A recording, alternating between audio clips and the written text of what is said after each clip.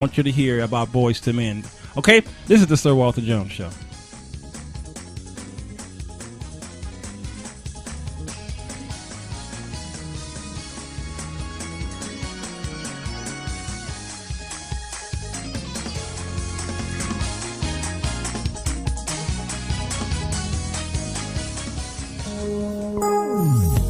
Growing up can be a pain. You're not a man until you come of age. We've given up our teenage years in the effort to pursue our career. The following show is paid programming and does not necessarily express the views and opinions of Urban Broadcast Media and its subsidiaries. Thank you for listening to UBM Praise. Log on to urbanbroadcastmedia.com and check out the many services Urban Broadcast Media provides. Whether it's social media, video production, radio broadcasting, or audio recording, we got you covered. Hi ho and welcome back. Monday.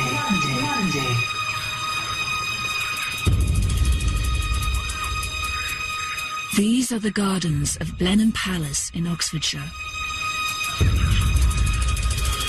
Home to one of the biggest hedge mazes in the world.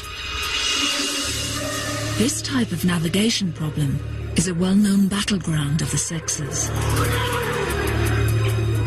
Men never ask for directions. They think they're better than women at getting from A to B. Professor Peter MacLeod has come to find out whether, just sometimes, they might be right.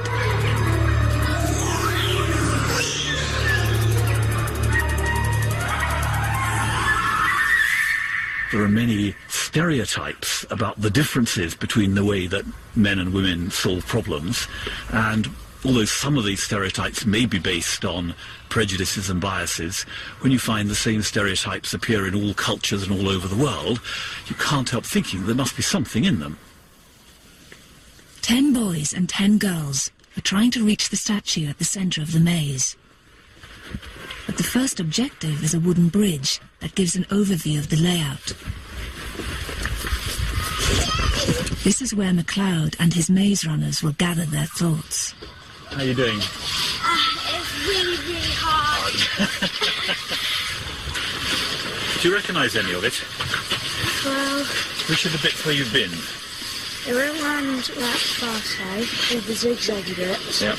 and then up here. I remember most of the turns that I've been through. The boys seem to be looking at the big picture. They have a strong memory of where they've been and where they need to go. I'm just trying to keep going in that direction. Or at least they think they do. I'm gonna go right. No, not. I'm going left. Oh, God. Why? The human brain has 2 hemispheres, left and right. Most of our thinking happens in the thin outer layer of each, called the cortex. But in males, the cortex is thicker in the right brain, which excels at spatial thinking. So boys are thought to use a highly spatial strategy. They create a mental image of the whole maze to use as a map. Then they might use a reference point like the sun to figure out where they are. And by rotating their mental maps, they can then decide which way to turn next. So the boys have good spatial awareness, navigating with a strong sense of where they are in the overall maze. But are the girls thinking the same way? If you had to draw a map of the maze when you got out, do you think you could do it? No. No. What could you remember when you got out, do you think? Probably the bit with all the circles, and you just circle. Because you can remember what those circles look like. Is that the idea? Yeah. The girls are less interested in the big picture. They're picking up on specific details. I now know where to go now, because once I get out of these circle bits... They're using some distinctive circular hedges as landmarks. Like the boys, the girls also use their right brains for navigation. But in the girls, the corpus callosum, which connects the 2 halves of the brain, is better developed. So girls also rely on the left brain which excels at verbal reasoning. Rather than the whole maze, they focus on features that they can describe in words, like the circular hedges. The girls navigate by following a list of directions, from landmark to landmark, but with no overall map of the maze, it's easy to lose sight of the landmarks and get lost. This particular maze might favour boys because it doesn't have many obvious visual features in it. The hedges all look the same. There are some shapes, but there aren't clear points that you might remember. In this kind of maze, scientists consistently find that boys come out ahead by using their mental maps. Yeah, I'm there. In mazes with more prominent landmarks, it's the girls who would take the honours. But today, they have to settle for second place. Let's go. Sir Walter Jones. Who is it? Sir Walter Jones. What's his name? Sir Walter Jones. Whose show is this? Sir Walter Jones. Who is it? Sir Walter Jones. Say it again. Sir Walter Jones. Who you with? Sir Walter Jones. One more again. Sir Walter Jones. The Sir Walter Jones Show. Co-host Alvin Carter. We are a Christian talk show in where we tackle all the hot topics in a believer's walk. Monday is Men's Night. The Men's Chronicles, a woman's guide to men. Sir Walter Jones. Who is it? Sir Walter Jones. What's his name? Sir Walter Jones. Whose show is this? Sir Walter Jones. Welcome back. This is the Sir Walter Jones Show. As Big Luke is singing in the background. Thank you, Luke. Listen, I know y'all heard the clip that we just played. It's about how boys look at the world opposed to how girls look at the world. And if you notice in that BBC clip, they let the boys and girls walk through a maze, but what they did was they took the boys and girls on top of a bridge and let them look over this maze. And then they went down off the bridge and went through the maze, and they noticed the difference between how boys figured the maze out opposed to how the girls figured it out, and it was how they figured it out from the bridge. So the boys looked over the maze and they took a world view of the maze. But the girls, when they looked at the maze, they tried to pick out landmarks and specifics. But boys look at the big picture, and then when they go through the maze, they just try to figure their way out. And so, as even in my almost 50 years, I look at maps better than I do anything else. I'll look at a map when I'm telling if I want to drive to Florida, Alvin, I'll look at this map. Yes. Before I get in my car, I look at this map. And then, bam, I track my course, and then, bam, I get in the car. Every now and then, I might put my phone out if I need to make a detour to go to a rest stop or whatever. But I know where I want to go through the map. That's our visionary nature. That's our nature to do that.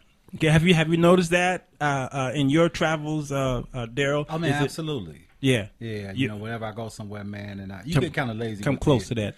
You get kind of lazy with the technology. Yeah. But I always have my backup. Which is a map. Even with the GPS, I will scroll through the GPS all the way to the end, and then backtrack through to make sure that I'm following that. And then as it's going through, I'll still push ahead a little bit and see where whatever is, and then come back. I don't trust GPS. I don't. Well, it's known to be wrong. I know it. Well, I know doggone well if I'm on the bridge and it says turn left, I don't turn left. Absolutely. No. Yeah, you should know that. I know better than that. Like, you know, down in Georgia going across. No. Are you sure, Artie? Oh, positive. In other words, only put your total trust in Jesus. Exactly. I have trust that Jesus has the right satellite on me. Because it will send you off. I use my GPS just to see how long it'll get impatient with me. Recalculating. Recalculating. Right. Did you hear me? Turn! Make a U-turn. Are you serious? They give you tickets for that. Right. But you know what? But I bet you to make the point, though, that we all look at where we're going first. Yes. And then just look at the map. Absolutely. So we still talking about the big picture, even though you're using the GPS. Yeah. Oh, yeah. We have to understand that. Yeah, I understand the full concept of that, given my history in marriages. Not cool. That's right. I meant to warn you about. He said with an S. Right. Yes, he did. Yeah, you know, we'll get to talking with the Mrs. and have a tendency of talking about break it down to small parts, and then put it together for the big picture and get that question look on like, what? And I was like, no, see, because I would start from the big picture and have to work my way back down to small, and then they go, oh.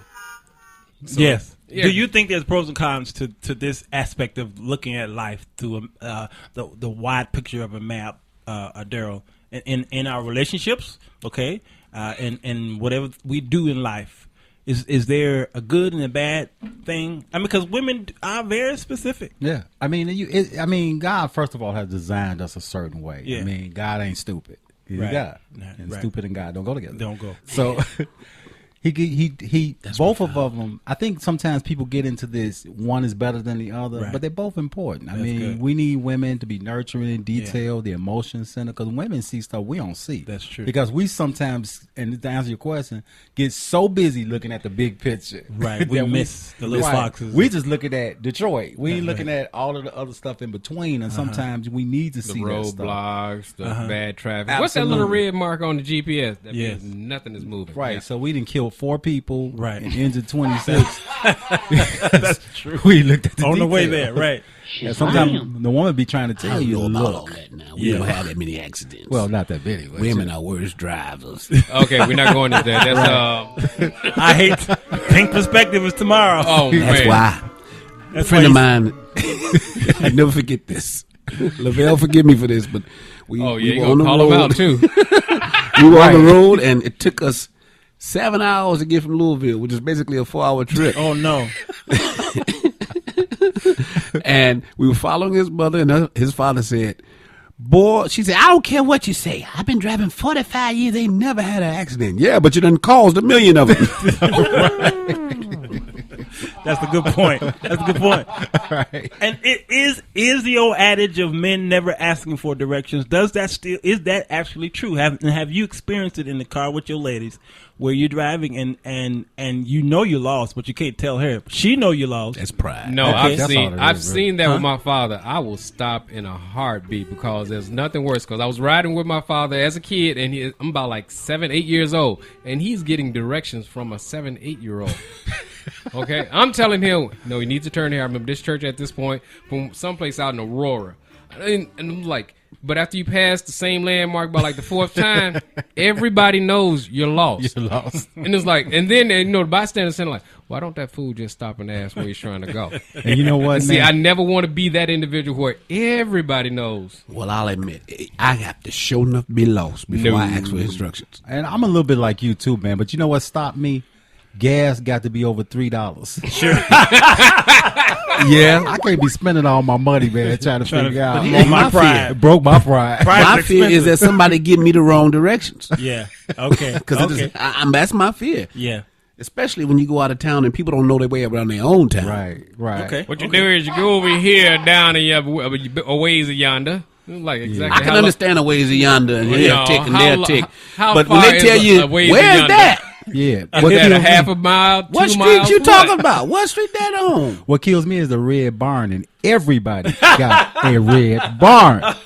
You got to Tell know your everybody different that red shades At of the red barn. Which one? Which one? Which one? And I'm in Chicago. Where's Right. the barns? Is that a new store? Oh, that's the mechanic. You might want to make that clear. Oh, now going back to the boys. Now you guys were raised by either your mom or a father figure. Okay. Now, Darryl, is there something that you think that you could have done that could have happened to you differently? Or what would be your suggestion to give to a man who now meets his father for the first time, and he could be 35, 40? Okay, what would be your suggestion to him before he meet this man? I would suggest first of all that you, number one, pray about it. All right. I'm assuming we're talking about believers, but even if you just happen to be on the internet and you find come across the show, give it some thought. Okay. And pray about it, and understand a couple of key things. Number one, this is a person who's not going to be perfect. Right. They didn't have it all together. If they did, you would have been in their life. True. And two, you're going to have some issues. Even though I met my father and, I was able to say, you know what, man, God was my father and all the church rhetoric and stuff like that. I realized I wasn't really